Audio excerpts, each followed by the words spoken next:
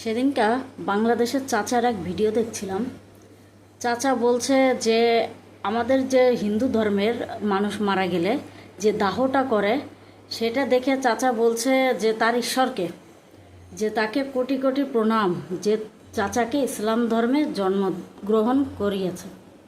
তা চাচার উদ্দেশ্য বলতে চাই আমি, চাচা আপনার ধর্মে হয়তো মারা যাওয়ার পর সম্মান দেয়, কিন্তু কি জানেন তো, আমার ধর্মে যতদিন বেঁচে থাকবেন ততদিন আপনার সম্মান।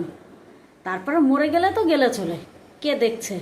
আপনি সারা জীবন খেতে পেলেন না, আপনি মারা যাওয়ার পর যদি আপনার বডির চারি সাইড দিয়ে নানান রকমের খাবার দিল, কী লাভ তাতে? তা আপনার ধর্ম আর আমার ধর্মের পার্থক্য এটাই। আপনি আপনার ঈশ্বরকে হাজারই করুন, যার যেটা প্রথা সে সেইটা করবে। আমাদের বেঁচে থাকতে সম্মান বেশি, আর আপনাদের মরার পর সম্মান বেশি, এইটুকু, এছাড়া আর কিছু না। জয় শ্রীরাম।